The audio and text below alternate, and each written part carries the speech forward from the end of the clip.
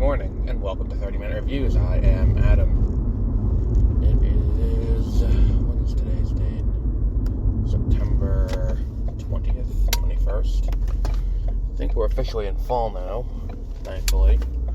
I can't stand the summer. I know I'm like the only person on the planet who feels that way, but I genuinely cannot stand the summer. I hate the heat. I hate the continuous daylight. It makes me sound like Dracula when I talk like this, but I feel like it is not. It's my least favorite season. I function better during the winter and the fall and early spring when it's cooler and all of that. Like, yesterday we had that last kind of death rattle.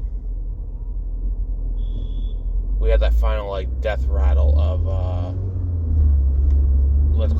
of summer, which you get that last little heat burst right before the, right before the end of the season.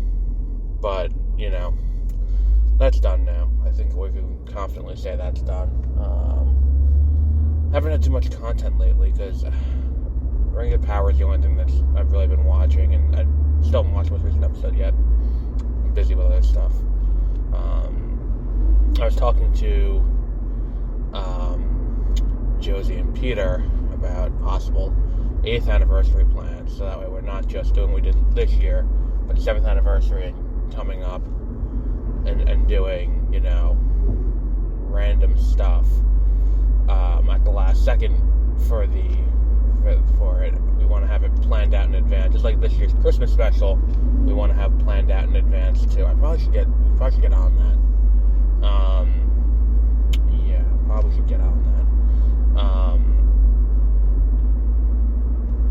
that. So, looking at broadly what's going on with all of that, I mean,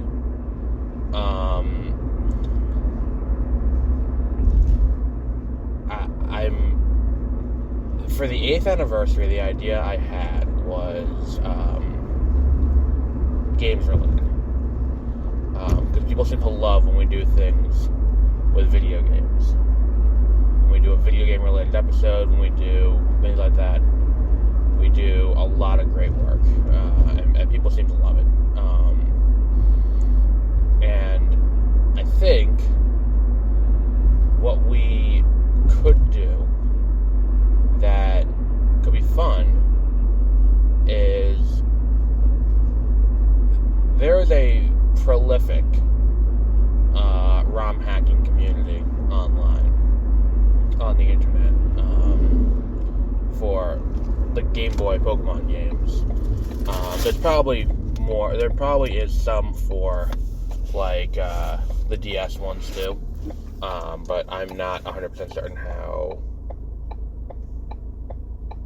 that works. And I'm not really sure how to play. I don't know what you need to be able to do to get I think it's called EDS to work. I know how to get Visual Boy to work, and Visual Boy works pretty well. So what we're looking at is how do we do this in a way that is fun? Because I don't think a speed run would be fun, and a speed run would be time consuming, and Spreaker only allows a 3-hour long podcast, and considering the world record for Emerald on a good day is 4.5 hours, I don't think that would work.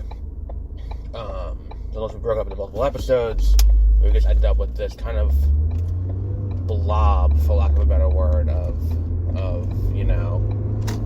trying to get through everything where it's not even a visual kind of thing.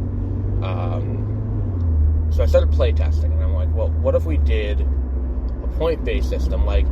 Recently, I want to say it was last year, they did a Stardew Valley, not speedrun contest, but a point-based contest, where you played through, however, I don't remember if it was in-game 2 years, or if it was a certain amount of physical time in real life, which physical time feels like a weird sentence. You play through a certain amount of real life time, and you get points for things you do, like hitting nine hearts with other villagers, or things like that. And looking at the game that way, it's like, well, why don't we do something like that, where we assign points to doing various things, and we do however long it takes to do it, we do that. So, looking at it that way, I think that's a better option.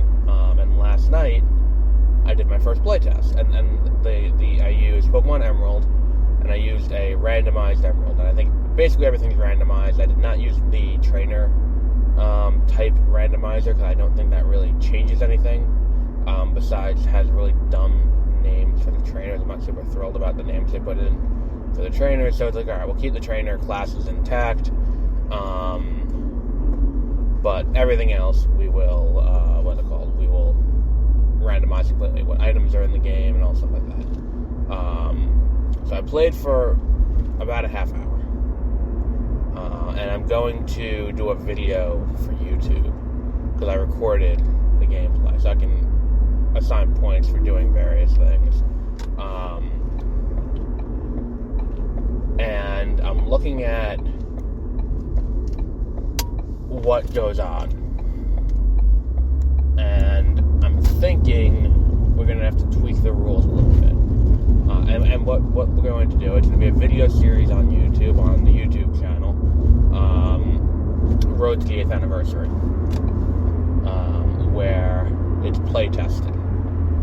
And it is me going through and trying the various permutations that exist within the within the confines of within, like, you know, how can we collect points? How can we play the game to make it funny? When do we start the timer? That was a question that I had too. It's like, do I start the timer on the launch of the game?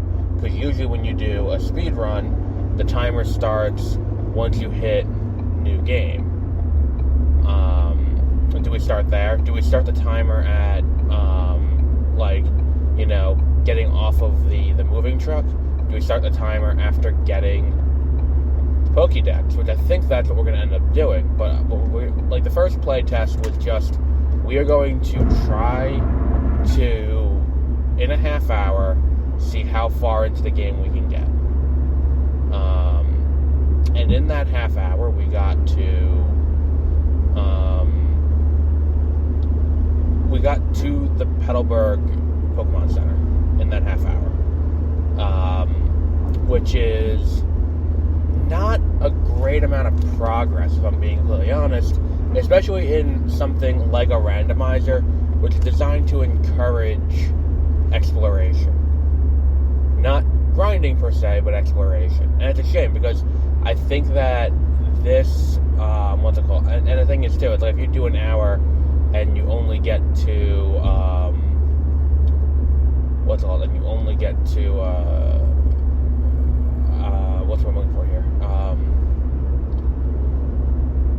Petalburg, you're not doing any gym fights, you're not evolving any Pokemon, everyone gets the same number of gym, the same number of, trainer battles to get through, and you're in town, and you're probably not evolving, unless you end up with a bug-type Pokemon,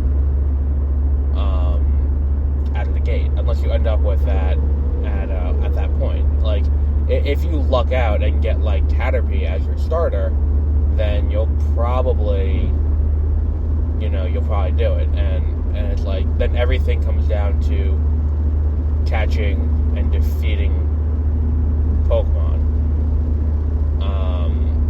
And if that's the case, then that's just like whose randomizer gave them the best draw, which is not what we want to do. Because if you do it that way, it's just like, alright, so out of the three of us, whose randomizer gave us the best starting Pokemon that can go out and kick the ass out of everything else? Who got the worst, who got the best draws in terms of what appears in the field? And who got the best draws in terms of what trainers have what Pokemon and what moves. And if that's the case, then it's not fun, I don't think. it's just like, well, what are we doing this for then? Because you only get 3 encounters, 6, maybe 10 encounters between the start and Petalburg. And then when I went back and looked back at the video after I had done that, the what's it called? The out of the half hour, 6 minutes, so about 20% of the runtime is, and I messed up too. I started at, I didn't start recording until I already got to May's house, which is a mistake. I was supposed to, for the sake of this, start recording at, start recording at, what's I'm looking for here? Start recording at your own house, and then go from there.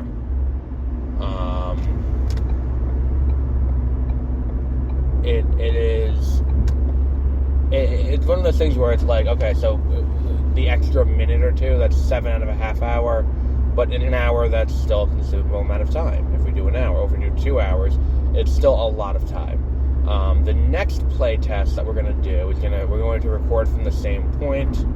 We're going to start inside May's house, because I already fucked that up once, so for consistency's sake, we're going to stick with that. And we're going to throttle. And what throttling is, for those of you who don't play games on Visual Boy Advance, is if you hold the space bar, it throttles up the frame rate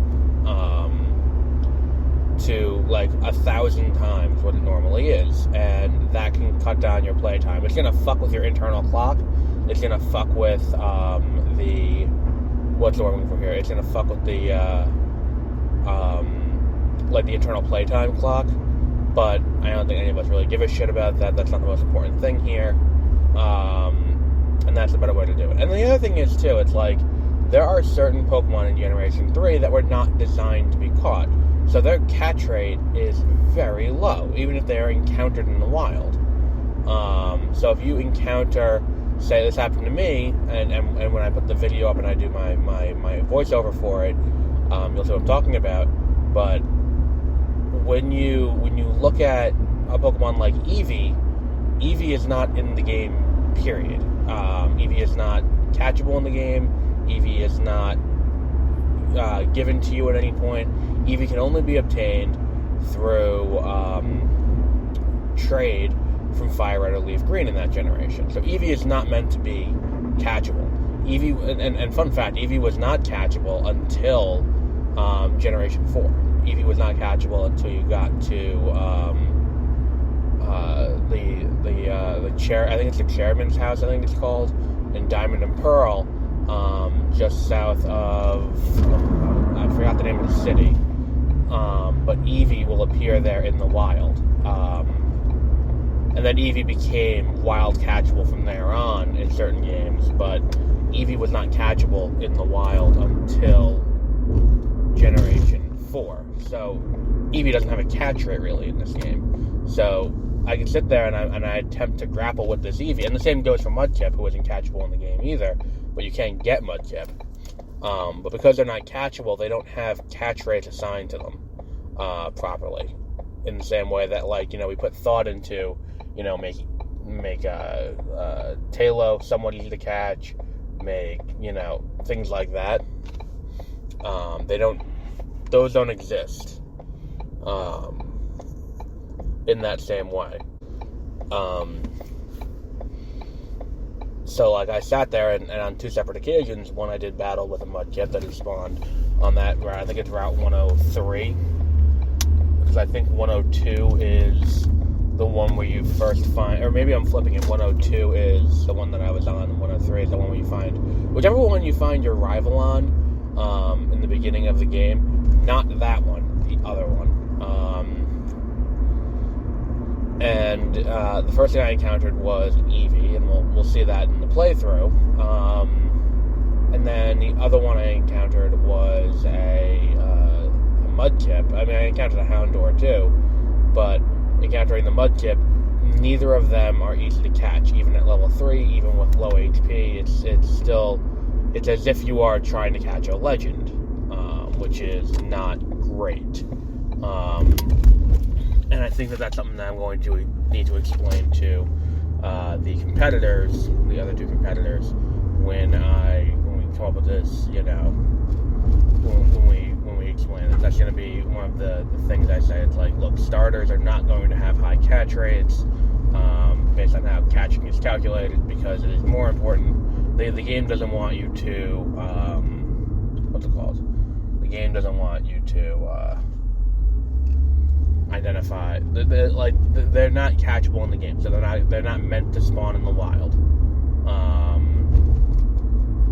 So because they're not meant to spawn in the wild, they will not appear.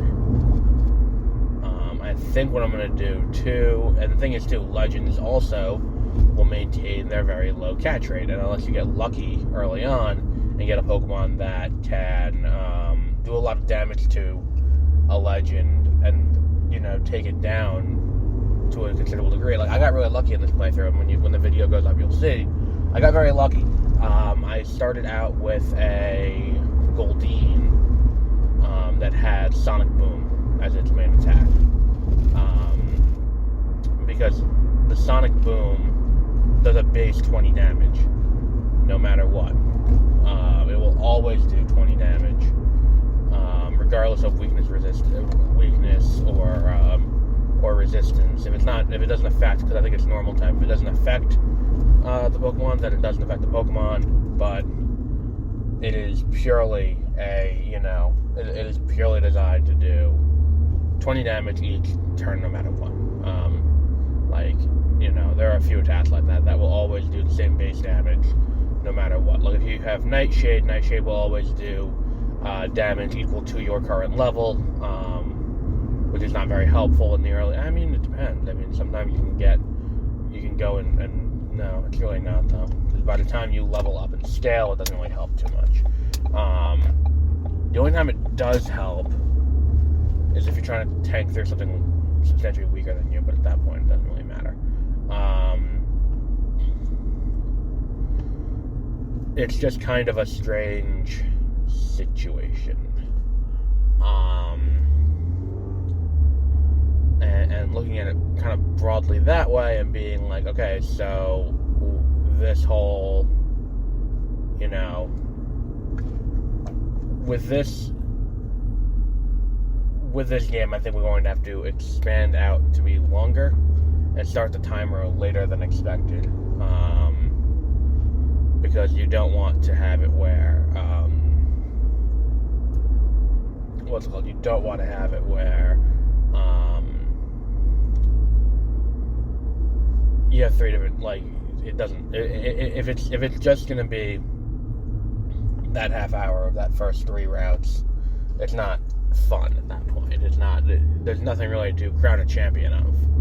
And I think that the point is we want to make it where people can make as big a run as possible, as deep into the game as possible. That's the goal. And I think, depending on how much further we get in the game after playing, why am I such shitty gas mileage? Depending on how far we get into the game, with this, we could end up with doing something totally different, and we'll gauge time by how far we get in run 2. But the full video will be up on YouTube in I would say this weekend probably. I'll probably record a voiceover for it Saturday. So until then, have a great rest of your week.